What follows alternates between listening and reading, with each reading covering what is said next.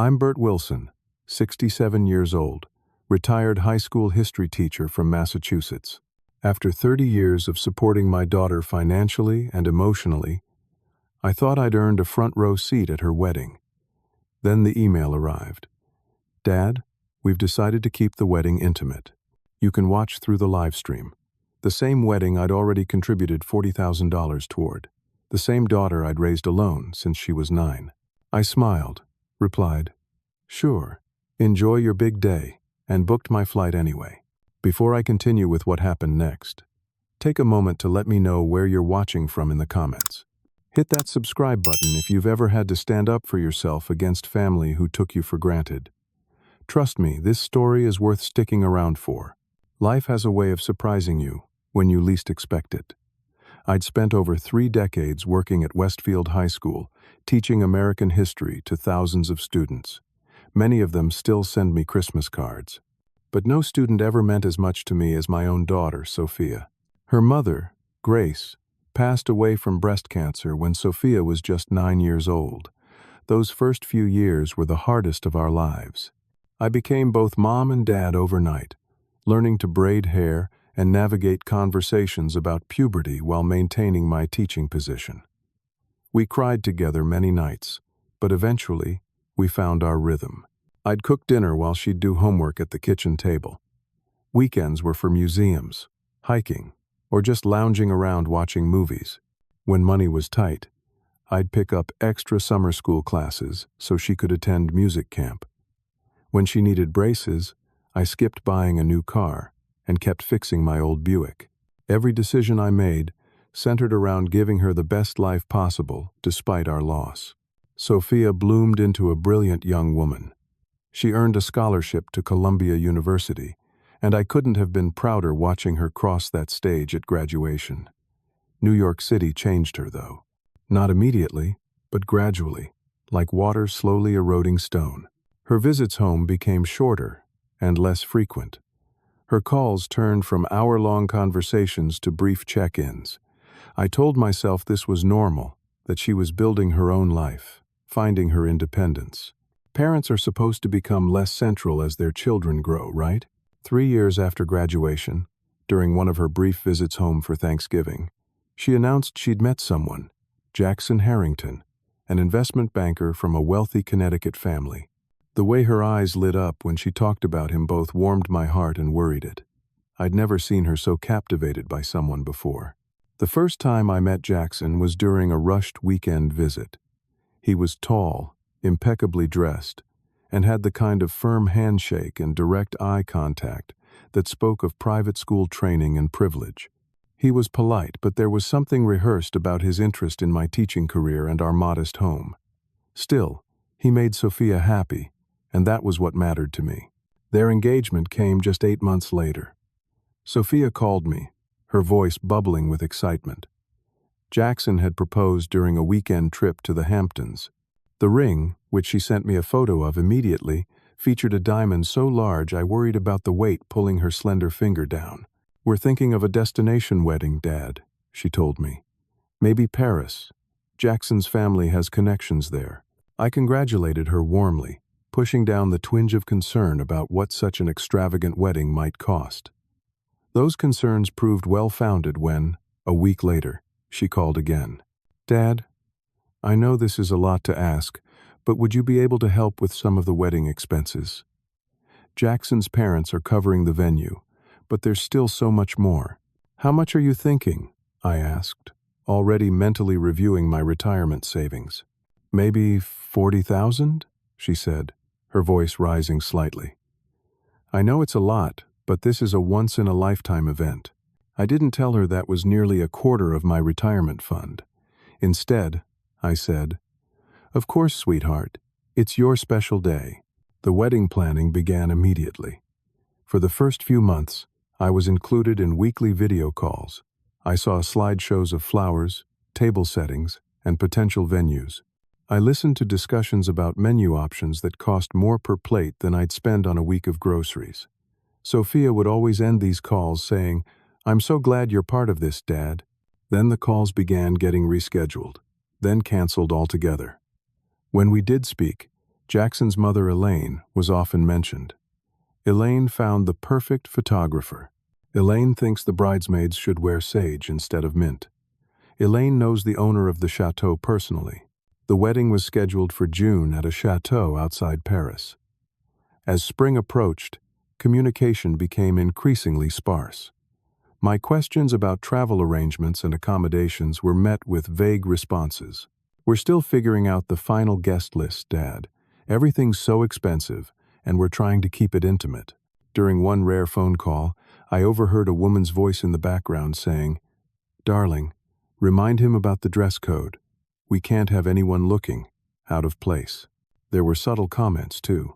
Jackson once remarked over dinner, "It's refreshing how authentic you are, Bert.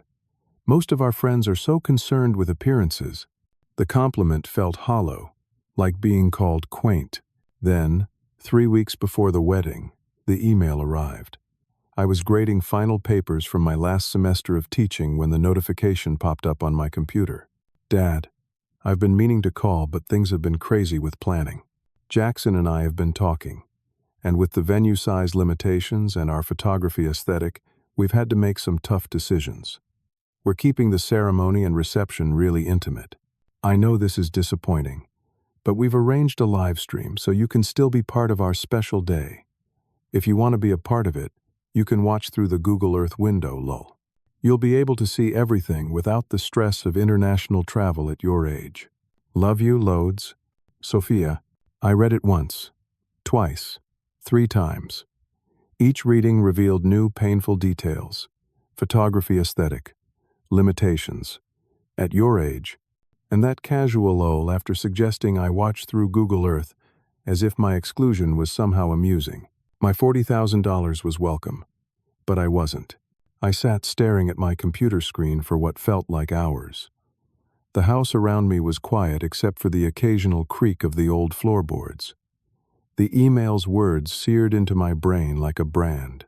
My fingers hovered over the keyboard, a dozen angry responses forming and dissolving in my mind. Instead of typing, I reached for my phone and called Thomas, my oldest friend. We'd taught together for 20 years before his retirement. He answered on the second ring. "Tommy, got a minute?" My voice sounded strange, even to my own ears. "For you, Bert?" "Always. What's going on?" I read him the email verbatim. The silence that followed was brief but weighted. "She did not," he finally said, his voice rising with indignation. "After everything you've done? After $40,000? You call her right now and demand that money back." "It's not about the money," I said, though part of me felt the sting of that too. "Then what is it about?" "Because from where I'm sitting, it looks like your daughter's ashamed of you." His words hit like a physical blow. Was that it? Was Sophia ashamed of her public school teacher father with his modest home and unfashionable clothes? Had I somehow failed her by not providing the kind of sophistication and connections that Jackson's family offered? "I need to think," I told Thomas. "I'll call you tomorrow." After hanging up, I wandered through my house like a ghost. In the living room, shelves displayed photos chronicling Sophia's life. Her first day of kindergarten, gap-toothed and grinning. Middle school graduation, awkward and proud. High school prom, beautiful and suddenly grown up. College graduation, confident and ready to take on the world. I picked up a framed photo of us from a camping trip when she was 12. We were both sunburned and smiling, my arm around her shoulders, her head leaning against me trustingly. Where had that girl gone? In the kitchen, pushed to the back of a cabinet, I found the world's best dad mug she'd given me for Father's Day that same year. It was chipped now, but I'd kept it, using it every Sunday morning for coffee, as a tradition. I sat at the kitchen table with that mug in my hands and allowed the memories to wash over me. Teaching Sophia to ride a bike in the park, running alongside her until she found her balance. Staying up until midnight helping her finish a science project. Driving 8 hours to surprise her for her 20th birthday during her sophomore year of college. Had those moments meant so little that I could now be discarded when inconvenient? Was I simply a financial resource, an ATM with emotional support functions that could be set aside when no longer needed? Sleep eluded me that night. I tossed and turned, alternating between hurt and anger. Around 3 in the morning, I got up and opened my laptop again. I searched for information about the chateau where the wedding would take place. Le Château de Villette, an 18th-century estate often used in films and for exclusive events. The rental cost per day was more than I made in 2 months of teaching. I scrolled through the venue's Instagram page, noting the opulent interiors and manicured gardens. In one photo, a bride and groom posed on a grand staircase beneath a crystal chandelier. They looked like magazine models rather than real people, celebrating real love. Curiosity led me to Jackson's mother's social media accounts. Elaine Harrington's profile was public, filled with photos from charity galas and yacht parties. One post from 6 months earlier caught my eye. She was commenting on another society wedding. Lovely event, though some of the nouveau rich guests seemed out of place. Proper breeding shows, even in formal wear. The pieces began falling into place. I wasn't being excluded because of venue limitations or photography aesthetics. I was being excluded because I didn't fit the image Jackson's family wanted to project. I was the embarrassing father who might say the wrong thing, wear the wrong suit, use the wrong fork. And Sophia had chosen their approval over my feelings.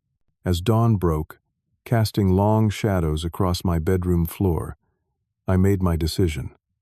I wouldn't demand the money back. I wouldn't send an angry response. I wouldn't give them the satisfaction of seeing me hurt or enraged. Instead, I would respond with calm dignity, then act on my own terms. I opened my email and typed a simple reply. Sure. Enjoy your big day. Love, Dad. Then I opened a new tab and began searching for flights to Paris. My heartbeat quickened as I confirmed my booking. 1 round-trip ticket to Paris, leaving in 2 weeks. I wasn't going to create a scene or embarrass anyone, but I would be there, on my own terms, to deliver a message that couldn't be ignored or dismissed with a casual lull.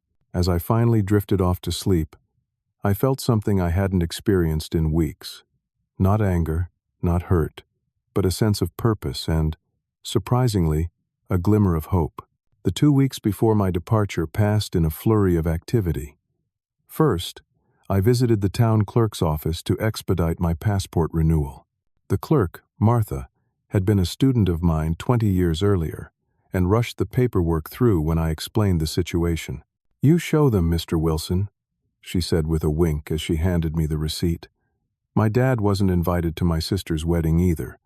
She's regretted it ever since." Next came shopping. My wardrobe consisted mainly of corduroy pants and button-downs suitable for teaching, not for making a statement in Paris. The salesman at the local department store helped me select a tailored navy suit, crisp white shirt, and Italian leather shoes that cost more than I'd ever spent on footwear. "Special occasion?" he asked, as I handed over my credit card. "You could say that," I replied. "I'm going to a wedding." "Family?" I paused before answering. "Yes, very much family."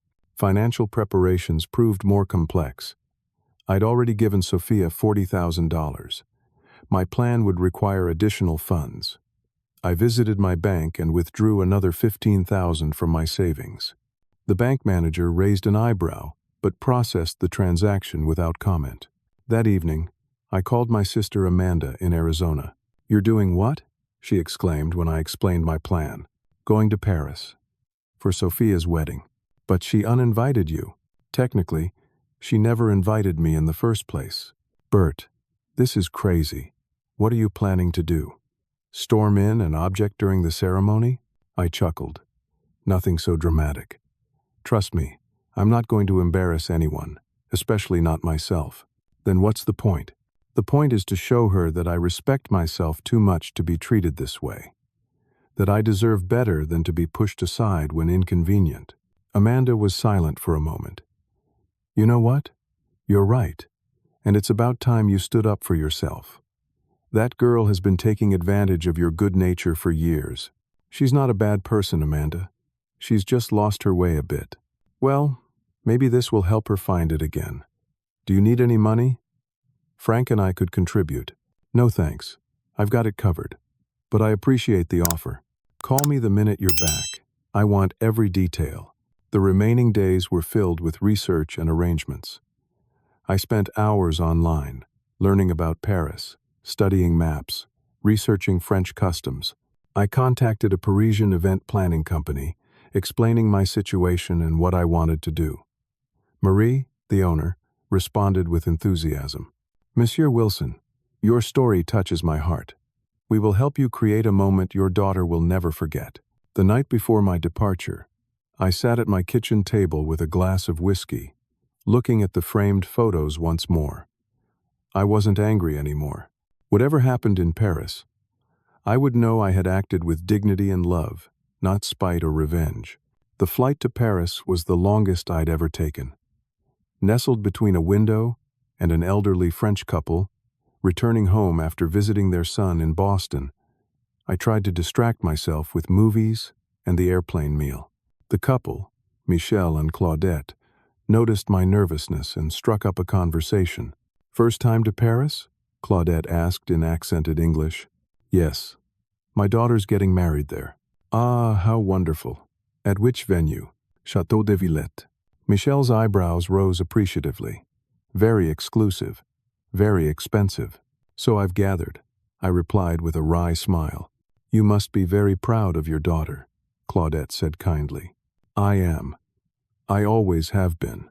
They offered suggestions for navigating the city, recommended small restaurants tourists don't know about, and warned me about common scams targeting visitors. By the time we landed, I'd gained not only practical advice, but also a sense of calm. "Your daughter is lucky to have a father who travels so far for her wedding," Claudette said as we parted at the baggage claim. If only she knew the whole story.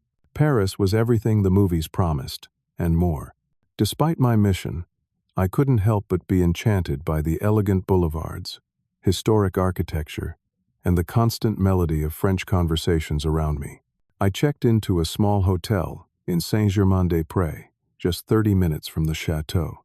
5 days before the wedding, I met with Marie, the event planner, at a cafe near the Eiffel Tower. In person, she was a stylish woman in her 40s, with sharp eyes and a warm smile. "Everything is arranged as you requested, Monsieur Wilson," she said, sliding a folder across the table. "The vintage Citroën will arrive at exactly 3:30 during the reception. The musicians have rehearsed the song. The flowers will be delivered simultaneously." "And they understand the timing is crucial?" I asked, reviewing the documents. "Precision is a French specialty," she assured me with a smile. "Now, about the video montage and personal items." We spoke for an hour, finalizing every detail. When we finished, Marie clasped my hand. "What you are doing is not revenge," she said. "It is poetry." The next step was securing transportation. I rented a small Peugeot and drove out to the chateau to familiarize myself with the area. From a discreet distance, I observed the magnificent estate with its formal gardens and grand facade. Workers were already setting up tents and lighting in preparation for the event. I found a small hill overlooking the property that would provide the perfect vantage point for the day of the wedding. From there, I could observe without being seen, waiting for the precise moment to set my plan in motion. Each night, I returned to my hotel exhausted but satisfied with the day's progress. Sophia had texted me twice, checking that I had the information for the live stream. I responded casually each time, giving no hint of my presence in Paris. All set for Saturday. Can't wait to see it. The night before the wedding, I laid out my new suit and shined my shoes. I checked and rechecked the arrangements with Marie via text. Everything was ready. As I stood at my hotel window, looking out at the Parisian night sky, I felt strangely calm. Tomorrow would change things between Sophia and me one way or another. I just hoped that change would ultimately be for the better. Dawn broke clear and beautiful over Paris on the wedding day. I woke before my alarm, my body buzzing with nervous energy. After a quick shower, I dressed carefully in my new suit, adjusting the blue silk tie that the salesman had assured me brought out my eyes. In the small hotel mirror, I barely recognized myself. Gone was the rumpled history teacher with chalk dust on his sleeves. In his place stood a distinguished gentleman with purpose in his eyes.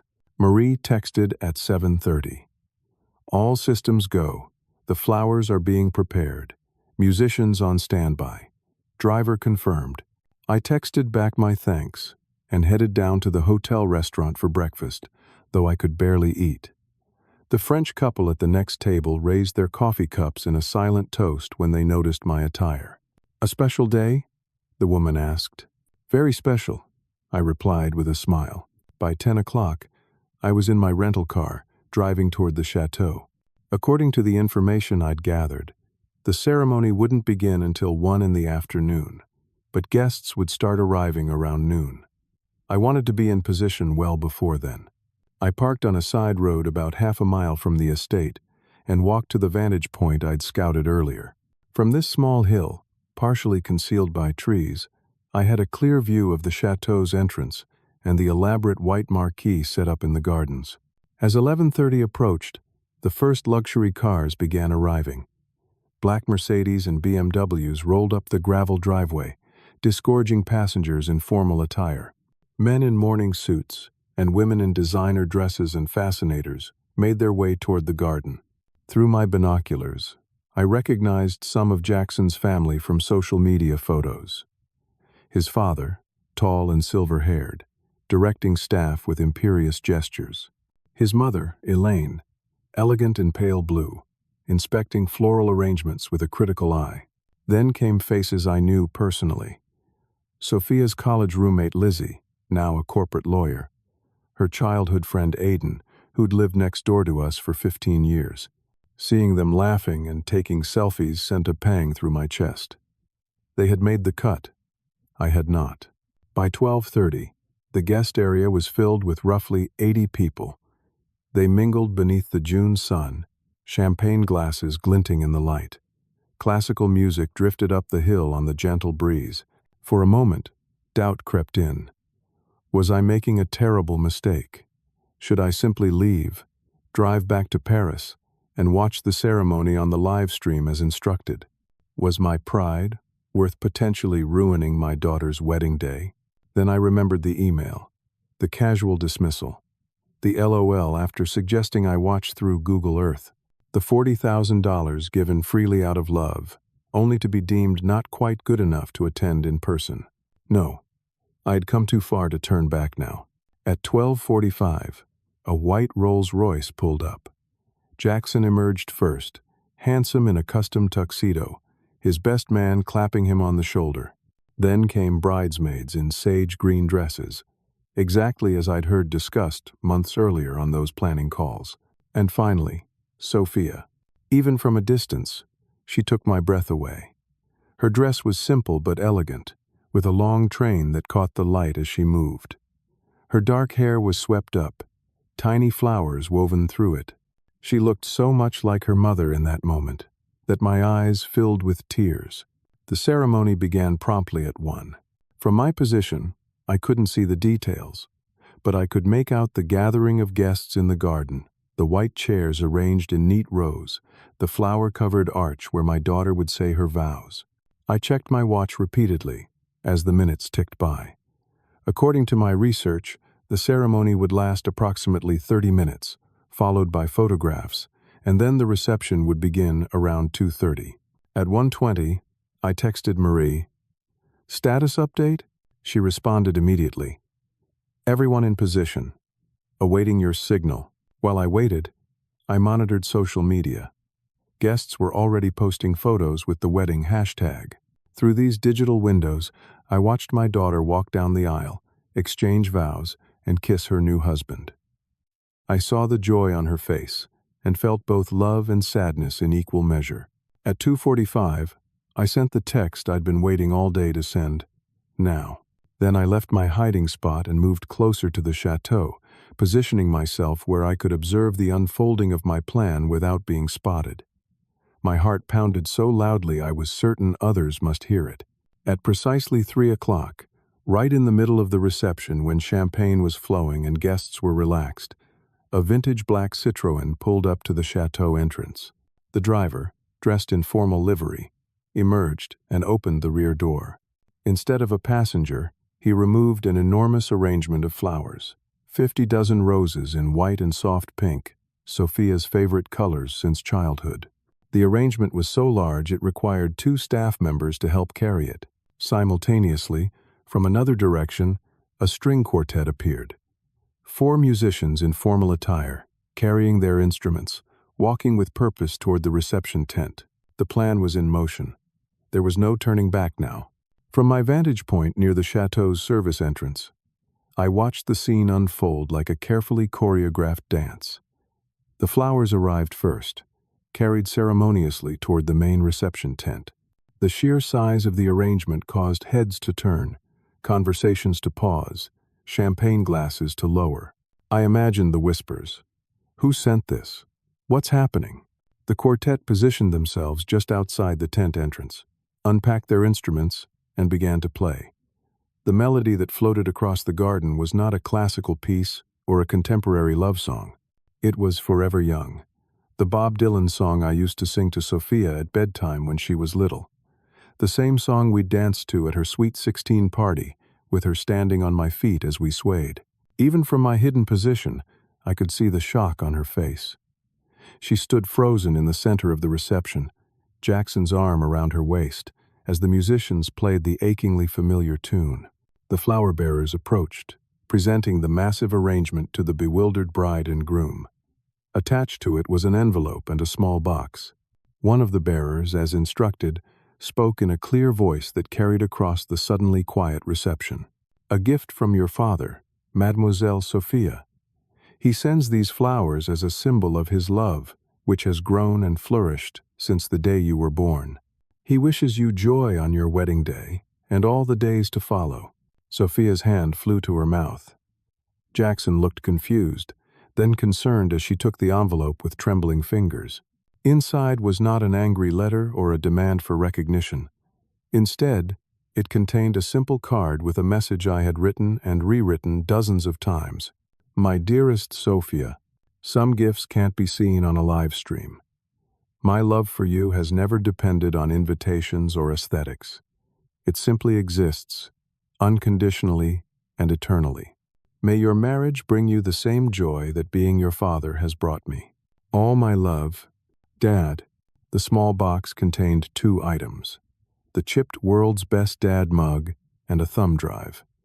Marie had arranged for the venue to have the technical capability to display its contents. The drive contained a 5-minute video montage I'd spent days creating. Photos and short video clips of Sophia growing up. Her first steps, birthday parties, school plays. The 2 of us making silly faces at the camera. Grace, in the few precious clips we had from before her illness, holding our daughter with fierce love. Our small family.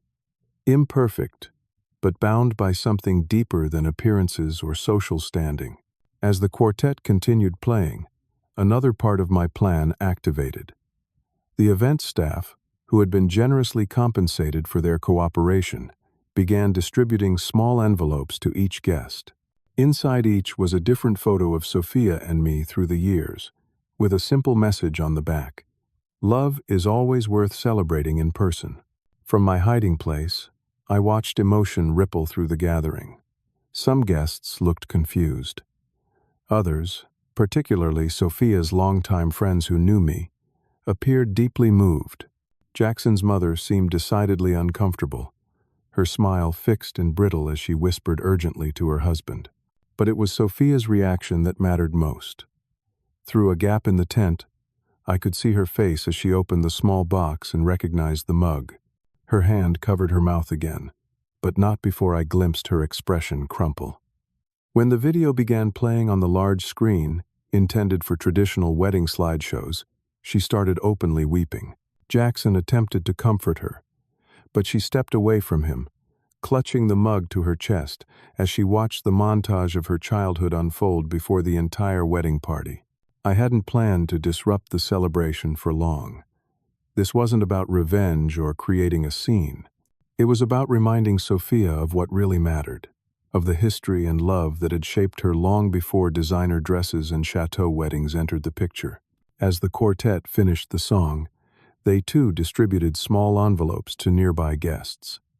Then they packed up their instruments and departed as quickly as they had arrived. The entire intervention had lasted less than 15 minutes.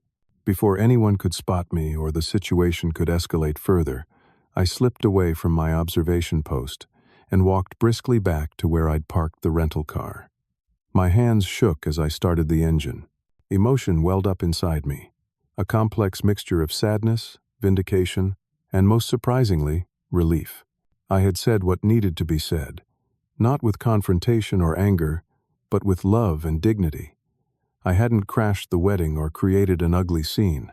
I'd simply reminded my daughter, and everyone present, that I existed, that our history together mattered, that love sometimes means showing up, even when you haven't been invited. As I drove back toward Paris, away from the chateau and the daughter who had tried to relegate me to a digital spectator, I felt lighter somehow. I'd done what I came to do. The rest was up to Sophia. My flight back to Massachusetts departed that evening.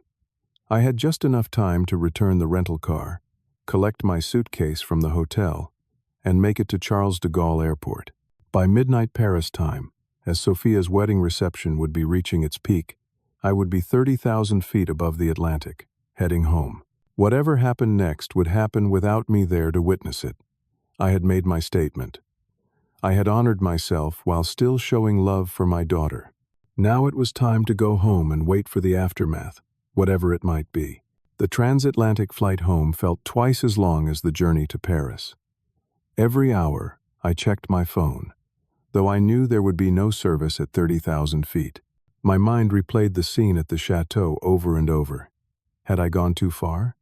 Not far enough? Would Sophia understand the message I was trying to convey, or would she only see it as an intrusion? By the time we landed in Boston, my neck was stiff from tension, and my eyes burned from lack of sleep. I turned my phone on as soon as we touched down. The cascade of notifications was immediate and overwhelming. 12 missed calls from Sophia, 27 text messages, 4 voicemails, calls from numbers I didn't recognize with French country codes, several messages from Thomas asking for updates. I waited until I was in a taxi heading home to listen to the voicemails. The first was from Sophia, time-stamped just 30 minutes after my departure from the chateau. Her voice was tight with anger. "Dad, what the hell? How could you do this? You're in Paris? You sent all this stuff to my wedding without even telling me? Jackson's family is freaking out. Call me back immediately." The second voicemail came 2 hours later. Her tone had changed, the anger giving way to something more vulnerable.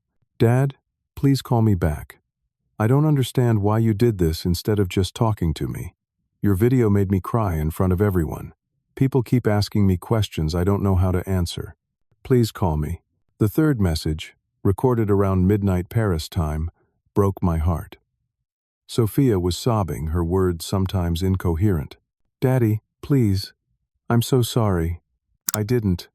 I never meant to. Please call me back. I need to talk to you. I need to explain. Please, Dad." I closed my eyes, letting the sound of her tears wash over me. She hadn't called me Daddy since she was 12. There was a fourth message from an unknown number. A man's voice, stiff and formal. "Mr. Wilson, this is Harold Harrington, Jackson's father.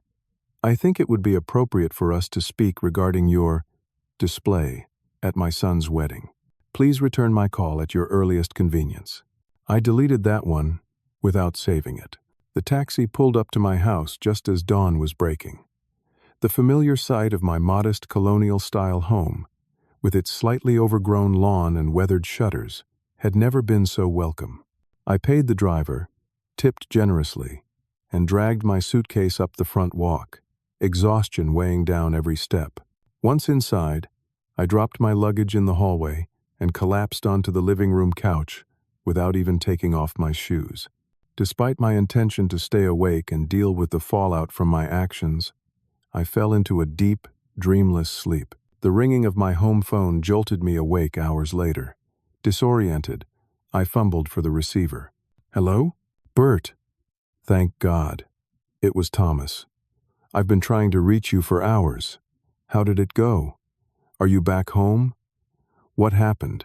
I gave him the condensed version, my voice rough with sleep and emotion. Holy smoke, he breathed when I finished. So you actually did it. You flew to Paris and sent all that stuff to her wedding. Bert Wilson, you old dog. I never thought you had it in you. To be honest, neither did I. Has she called you? Multiple times. I haven't answered yet. Thomas chuckled. Let her sweat a little. Give her a taste of what it feels like to be ignored. It's not about punishment, Tommy. Then, what is it about? I considered the question seriously. Respect. Self-respect and mutual respect. She needs to understand that our relationship has to work both ways. Well, when you do talk to her, I want every detail. This is better than those soap operas my wife watches. After hanging up, I checked my phone again. 8 new missed calls from Sophia since I'd landed. More text messages, increasingly desperate in tone. Dad, please call me. Dad, I'm really worried about you. Are you okay? Please just let me know you're safe. I'm sorry. I'm so sorry. Part of me wanted to respond immediately, to ease her distress. But another part, the part that had been so deeply hurt by her casual dismissal, held back. For once, she was experiencing what it felt like to reach out and be met with silence. It wasn't revenge. It was a natural consequence of her own actions. My email inbox was equally chaotic. Several messages from Jackson's family, ranging from coldly polite to barely concealed outrage. One from Elaine Harrington stood out for its venomous tone. Mr. Wilson, your behavior was completely inappropriate and disruptive to what should have been a sophisticated, elegant event. Your emotional display embarrassed everyone, most of all your daughter. In the future, I would suggest respecting boundaries when they are clearly established. I deleted it without responding. More surprising were the emails from Sophia's friends. Lizzie, her college roommate, had written a warm note. Mr. Wilson, I just wanted to say that what you did was beautiful.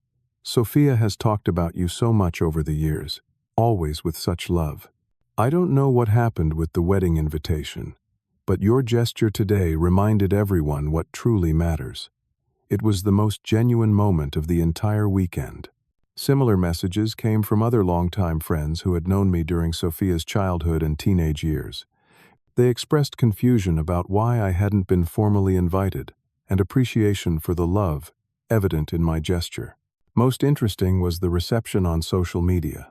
The wedding hashtag, originally filled with photos of elegant table settings and fashion choices, had been overtaken by mentions of the touching father's tribute.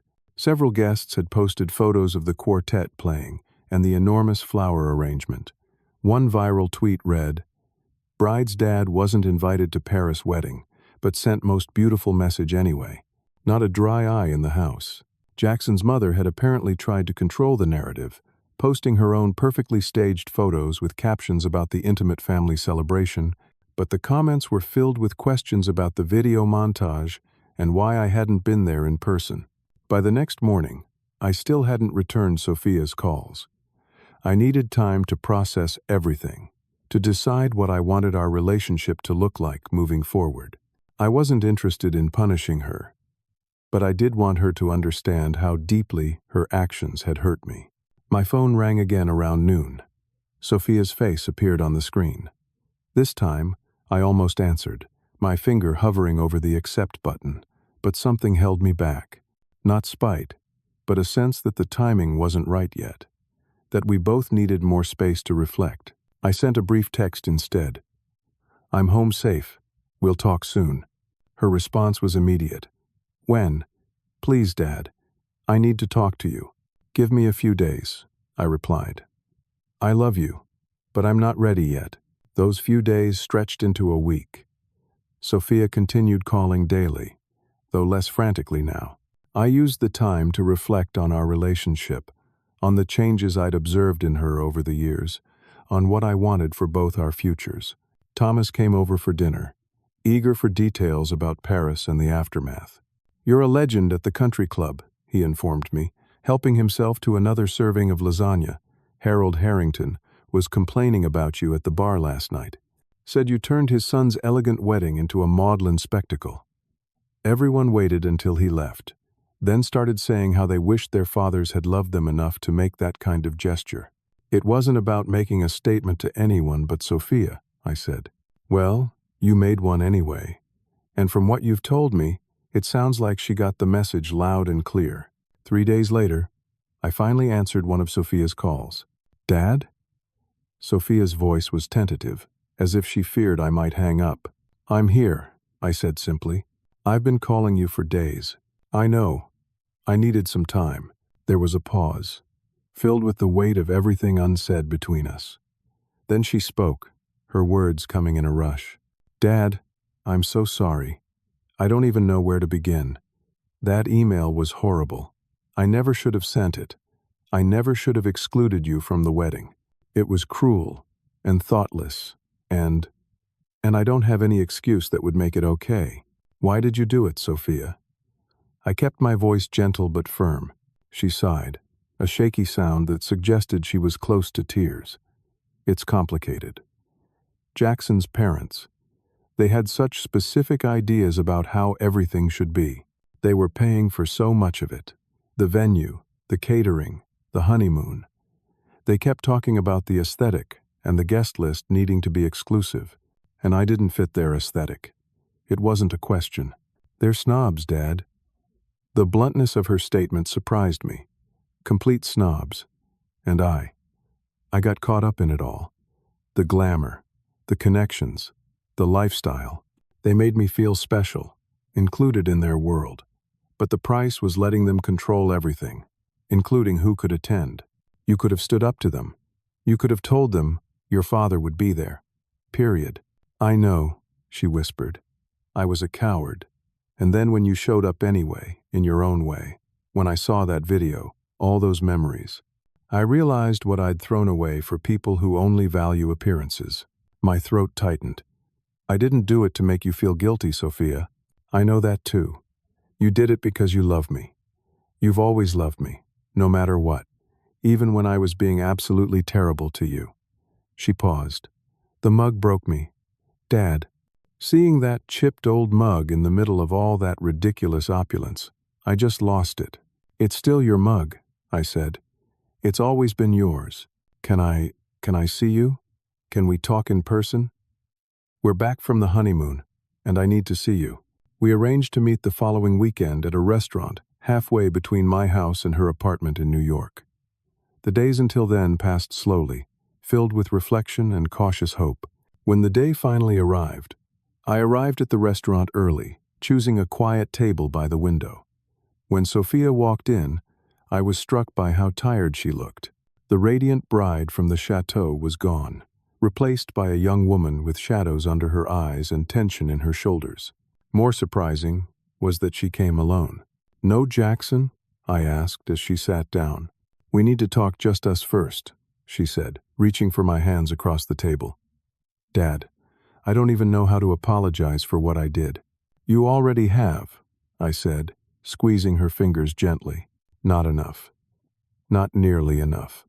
Her eyes filled with tears. When I got that email from you saying, "Sure, enjoy your big day," I actually convinced myself you were fine with it. That you understood it was about the aesthetic, not about you. How could I have been so blind, so selfish? People get caught up in things, I said, especially weddings. Especially when there's pressure from future in-laws with strong opinions. Stop being so understanding, she said with a watery laugh. I don't deserve it. It's not about deserving, Sophia. It's about loving you enough to see beyond one terrible decision. It was Jackson's mother's idea initially, she admitted. She said the photographer was concerned about visual consistency, whatever that means. But I'm the one who went along with it. I'm the one who sent that awful email with that stupid lol like it was somehow funny. Why did you? Really? She looked down at our clasped hands. Because I was ashamed. Of me? The question hurt to ask, but I needed to hear her answer. No, God, no, never of you. I was ashamed of myself, of not being enough for them without changing everything about my background, my history, my family. They made me feel like everything about my life before Jackson was somehow less than, not sophisticated enough, not polished enough. And instead of standing up for myself, for us, I tried to become what they wanted. Her honesty disarmed me. I had expected excuses or justifications, not this raw admission of insecurity and weakness. Your video destroyed me, Dad, in the best possible way. Seeing all those memories, all that love, while standing in a room full of people who barely knew me. It was like waking up from a trance. Jackson's mother was furious, of course. She kept saying you'd hijacked the event, but my friends were crying. The mug, Dad, that stupid chipped mug. When I opened that box and saw it, with all those photographs around the room, I've never felt so loved and so ashamed at the same time. Over the next 2 hours, we talked more honestly than we had in years. Sophia admitted that her relationship with Jackson had changed since the wedding. The illusion of perfection had been shattered, not just by my intervention, but by her own awakening to the superficiality of what she'd been chasing. He's not a bad person, she said of her new husband. He was as caught up in his parents' expectations as I was. Since the wedding, we've been having some hard conversations about what we actually want versus what we've been told to want. That's a good start, I said. I told him I need to rebuild my relationship with you, that it's non-negotiable. He agrees. 1 month later, Sophia and Jackson came to my house for dinner. It was awkward at first. Jackson clearly didn't know how to act around me after everything that had happened. But as the evening progressed, I saw glimpses of why my daughter had fallen in love with him. Beneath the polished exterior was a young man with a quick wit and genuine affection for Sophia. "I want to apologize, sir," he said when Sophia went to the kitchen to help me with dessert. "I should have stood up to my parents about the wedding guest list. I didn't realize how important it was until I saw how devastated Sophia was after your presentation." "We all make mistakes," I told him. "It's what we learn from them that matters." Over the following months, our family dynamics slowly shifted. Sophia and Jackson began distancing themselves from the suffocating influence of his parents. They moved to a smaller apartment, one they could afford without financial support from either family. Jackson took a job at a smaller firm that allowed him more personal time. Sophia returned to the nonprofit work she'd been passionate about before meeting him. Most importantly, they started making their own decisions based on their values, not external expectations. As for me, I learned that sometimes the most powerful response to hurt isn't anger or withdrawal, but a dignified reminder of your worth and the love you've given. I didn't need to create a scene or demand inclusion. I simply needed to show up, on my own terms, with an open heart. Sophia and I now have a weekly phone call, sacred time that doesn't get rescheduled or forgotten. We're rebuilding our relationship on a foundation of honesty and mutual respect. The painful wedding incident, while still a tender spot in our shared history, ultimately strengthened our bond by forcing us to confront difficult truths. The most valuable lesson I've learned through all of this is that true love sometimes means allowing people to feel the consequences of their choices, not out of vindictiveness, but because that's how growth happens. By responding to exclusion with grace rather than bitterness, I gave my daughter the space to recognize her own misstep and find her way back to authenticity. Standing up for yourself doesn't always require confrontation. Sometimes it simply means refusing to be diminished, even when others try to make you small. It means knowing your worth and acting from that knowledge, with dignity and self-respect. If there's one thing I hope you take from my story, it's this. When someone tries to push you aside or make you feel less than, you have options beyond anger or acceptance. You can respond with love, with creativity, with dignity. You can remind them of your worth in ways they cannot ignore or dismiss. And sometimes, when you do that, you create space for healing that wouldn't have been possible otherwise. Has someone in your life ever made you feel overlooked or taken for granted? How did you respond? I'd love to hear your stories in the comments. And if you found value in mine, please hit that like button and subscribe to the channel for more life lessons from someone who's learned them the hard way. Share this video with someone who might need a reminder of their own worth. Remember, we teach people how to treat us not just through our words, but through our actions. Thank you for listening, and I wish you the courage to stand tall in your own worth. Always.